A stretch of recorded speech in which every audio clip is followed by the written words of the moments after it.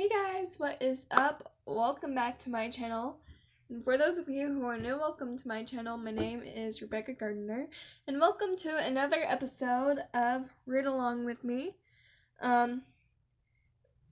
So, if you guys are behind, go back and watch all of the episodes. But, in this episode, we're gonna be reading 3 chapters. And so basically what happened last chapter is that Melinda goes to her Spanish class and they were kind of like playing charades, I guess. And then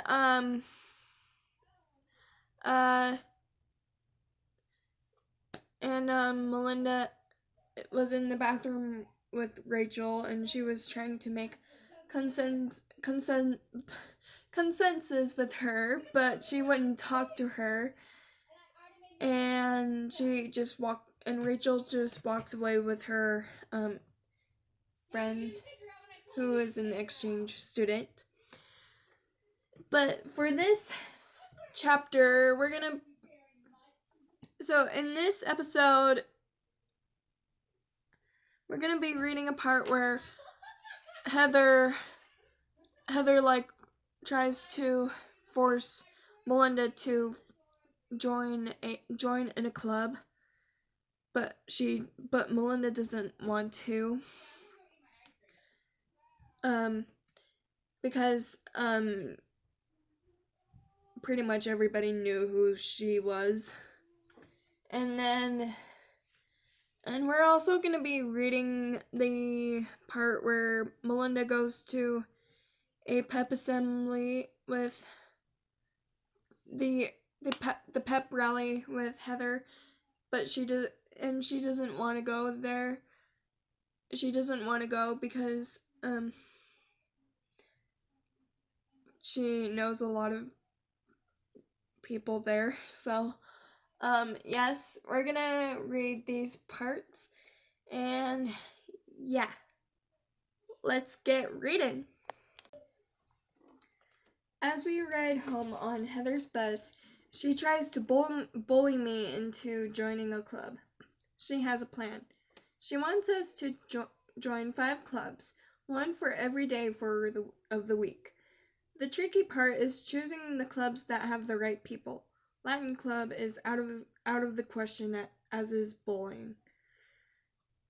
Heather actually likes bowling.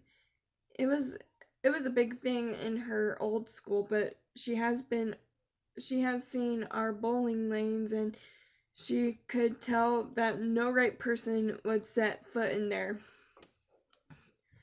When we get to Heather's house, her mother meets us at the door. She wants to hear all about our day, how long I've lived in town, and ask little sideways questions about my parents, so she can figure out if I'm the kind of friend she wants for her daughter. I don't mind. I think it's nice that she cares. We can't go in Heather's room because the decorators aren't finished.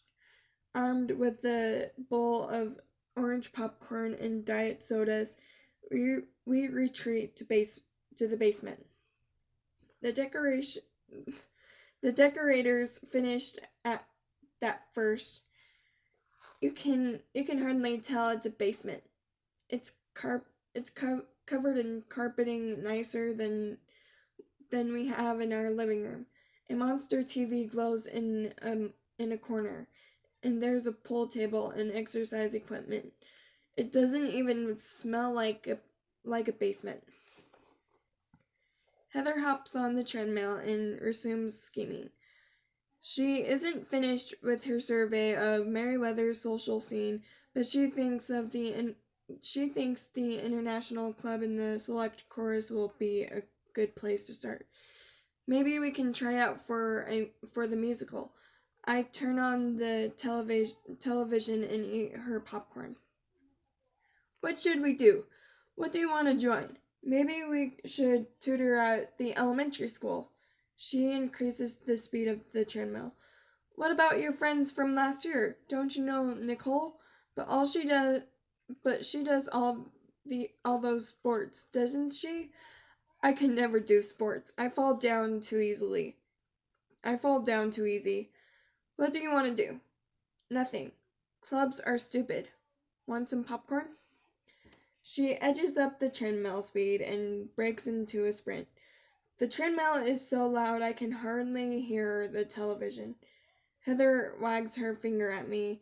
Hanging back is the common mistake most ninth graders make, she says. I shouldn't be intimidated. I have to get involved, become a part of the school. That's what all the popular people do. She turns down the treadmill and wipes her brow with the thick towel that hangs off the side of the machine. After a few minutes of cooling down, she hops off. She hops off. She hops off. 100 calories, she crows. Wanna try? I shudder and hold on the popcorn bowl to her. Hold out the popcorn bowl to her. She reaches past right past me and takes a pen topped with a Merryweather purple ball of fluff off the coffee table. We must make plans, she says solemnly. She draws 4 boxes, one for each marking period, then writes goals in each box. We won't get anywhere without knowing our goals. Everyone always says that it is so true. She opens her soda. What are your goals, Mel? I used to be like Heather. Have I changed that much in 2 months? She is happy, driven, aerobically fit. She has a nice mom and an awesome television. But she's like a dog that keeps jumping into your lap. She always walks me down the halls, chattering a million miles a minute. My goal is to go home and take a nap.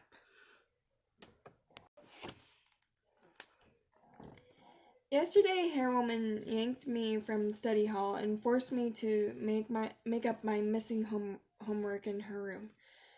She made fluttering noises of concern and mentioned a meeting with my parents. Not good. Nobody bothered to tell me that study hall was being held in the library today. By the time I find it, the period is almost over. I'm dead. I try to explain to the librarian, but I keep stuttering and nothing comes out right. Calm down. It's okay. Don't get upset. You are Melinda Sordino, right? Don't worry. I'll mark you present. Let me show you how it works.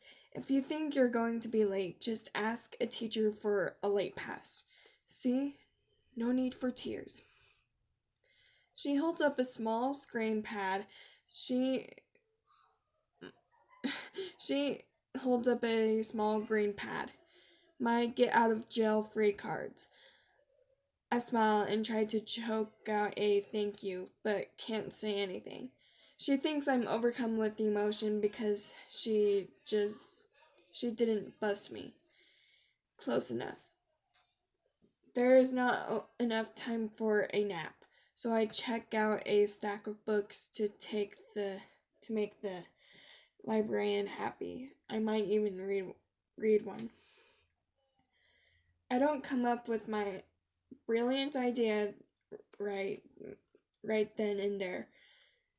It is born when Mr. Neck tracks me through the cafeteria, demanding my 20 ways the Iroquois survived in the forest homework. I pretend that I don't see him. I cut through the lunch line, loop around a couple making out by the door, and start down a hall. Mr. Neck stops to break up the PDA. I head for the seniors' wing. I'm in foreign territory where no freshman has gone before. I don't have time to worry about the looks I'm getting. I can hear Mr. Neck. I turn a corner. open the door, and step into darkness. I hold the doorknob, but Mr. Nick doesn't touch it. I hear his footsteps lumber down the hall. I feel the wall next to the door until I find a light switch. I haven't stumbled into a classroom. It is an old janitor's closet that smells like sour sponges. The back wall has built-in shelves filled with dusty textbooks and a few bottles of bleach. A contained armchair and an old-fashioned desk peek from behind a collection of mops and brooms. A cracked mirror tilts over a sink littered with dead roaches crocheted together with cobwebs. The tabs are so rusted they don't turn. No janitor has chilled in this closet for a very long time. They have a new lounge and supply room by the loading dock. All the girls avoid it because of the way they stare and whistle softly when they walk by. This closet is abandoned. It has no purpose, no name. It is perfect. It is the perfect place for me. I steal a pad of late passes from Hairwoman's desk. I feel much, much better. Not only is the homecoming pep rally going to spring me from algebra, it will be a great time to clean up my closet. I brought some sponges from home. No need to goof off in filth. I want to smuggle in a blanket and some potpourri too. My plan is to walk toward the auditorium with the rest of the crowd, then duck in the bathroom until the coast is clear. I would have made it past the teachers with no problem, but I forgot to factor in Heather. Just as the escape bathroom comes into sight, Heather calls my name, runs up, and grabs my arm. She is bursting with Merryweather pride, all perk and pep and purple. She assumes I am just as happy and excited as she is. We trip down for the brainwashing and she can't stop talking. This is so exciting! A pep rally! I made extra pom-poms. Here, have one. We'll look great during the wave. I bet the freshman class have the most spirit, don't you? I've always wanted to go to a pep rally. Can you imagine what it must be like to be on a football team and have the whole school supporting you? That is so powerful. Do you think they'll win tonight? They will. I just know they will. It's been a hard season so far, but we'll get them going, won't we, Mel? Her enthusiasm makes me itch. But sarcasm would go right over her head. It won't kill me to go to the rally. I have someone to sit with. That counts as a step up on the ladder of social acceptability. How bad could a rally be? I want to stand by the doors, but Heather drags me up into the freshman section of the bleachers. I know these guys, she says. They work with me on the newspaper. The newspaper? We have a newspaper? She introduces me to a bunch of people, a bunch of pale, zitty faces. I vaguely recognize a couple. The rest must have gone to the other middle school. I curve up the corners of my mouth without biting my lips. A small step. Heather beams and hands me a pom-pom. I relax an easy bit. The girl behind me taps on the shoulder with her long black nails. She had heard Heather introduce me. Sordino? She asked. You're Melinda Sordino? I turn around. She blows a black bubble and suck it back into her mouth. I nod. Heather waves to a sophomore she knows across the gym. The girl pokes me harder. Aren't you the one who called the cops at Kyle Rogers' party at the end of the summer? A block of ice. our section of the bleachers. Heads snap in my direction with the sound of 100 paparazzi cameras. I can't feel my fingers. I shake my head. Another girl chimes in. My brother got arrested at that party. He got fired because of the arrest. I can't believe you did that, loser. You don't understand. My head voice answers. Too bad she can't hear it. My throat squeezes shut, as if two hands of black fingernails are clamped on my windpipe. I have worked so hard to forget every second of that stupid party, and here I am in the middle of a hostile crowd that hates me for what I had to do. I can't tell them what really happened. I can't even look at that part of myself. An animal noises wrestles in my stomach. Heather moves to pat my pom pom, but pulls her hand back. For a minute, she looks like she'll defend me. No, she won't. It might interfere with her plan. Hang on. I close my eyes. Breathe, breathe, breathe. Don't say anything. Breathe. The cheerleaders cartwheel into the gym and bellow. The crowd stomps the bleachers and roars back. I put my head in my hands and scream to let out the animal noise in some of that night. No one hears. They are all quite spirited. The band staggers through a song and the cheerleaders bounce. The Blue Devil mascot earns a standing ovation by backflipping right into the principal. Principal smiles and aw shucks us. It has only been 6 weeks since the beginning of school. He still has a sense of humor. Finally, our own devils hulk into the gym. The same boys who got detention in elementary school for beating the crap out of people are now rewarded for it. They call it football. The coach introduces the team. I can't tell them apart. Coach Disaster holds the microphone too close to his lips, so all we hear is the sound of his spitting and breathing. The girl behind me jams her knees into my back.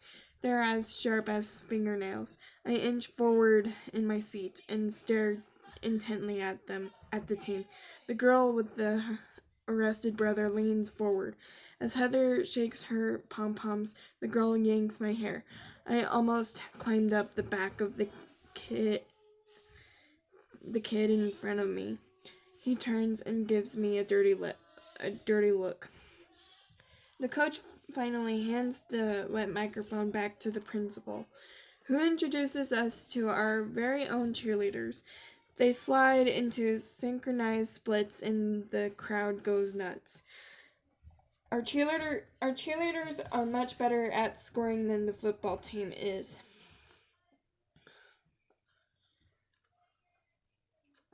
So, yeah. Basically, Heather Heather is trying to force Melinda to join clubs at the school together. Well, at the clubs at school with her, but Melinda doesn't really want to.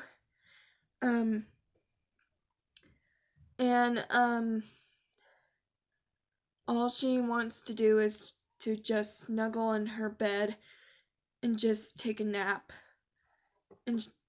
But all she really wants is to fully process of everything that has happened at the party. Well, not fully process it, but she wants to fully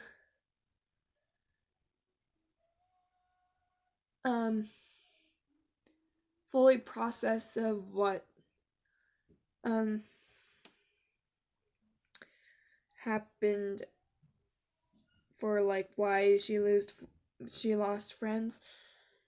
And then Heather drags her to the pep rally, and Melinda doesn't want to go. All she wants to do is to clean the closet that she found. And um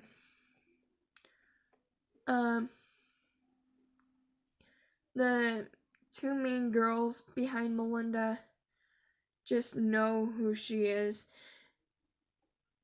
They were sitting behind Melinda and Heather in the bleachers, and they were just so mean to her because they know who she is. Like, they were like, "Oh, so you're Melinda Sordino, like the girl who called the police at this party. My brother's got arrested and he got fired because of it. I can't believe you did that." And they just were mean to her. So I have like 2 questions.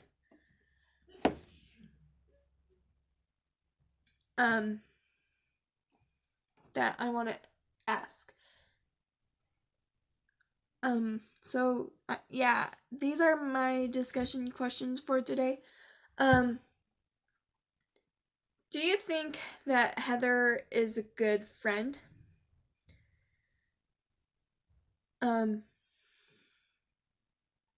Trying to force Melinda to join in clubs when she doesn't want to, and trying to force her to go to the pep rally with her when she doesn't want to. Like, I mean,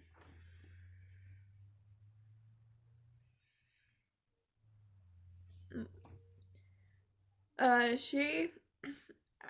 guess I can see friends being all like, okay, you're doing this with me and we're gonna set goals, and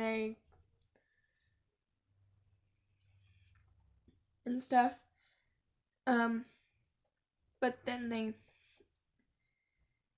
kind of understand if the other person doesn't. But like Heather won't, but Melinda wants to go about her school year her way, and Heather won't let her go about her way. She wants Melinda to join in the clubs with her. So that is my question. That's the first question, is do you think that Heather is a good friend? Let me know what you think in the comments. And if you guys have read it, then you can still comment, but try not to give anything away. And also, has there ever been a scary situation, like a scary confrontational situation, if you will, that you guys have experienced? Let me know in the comments below. And yeah, and we'll discuss more about the book. And again, if you guys are far behind, catch up on the episodes and watch this one. And yeah, I hope you guys like this video, and I hope you guys like this series, and I hope you guys like this episode. Remember to stay happy, stay safe, and stay cool. And I am off to the moon, and I will be back soon.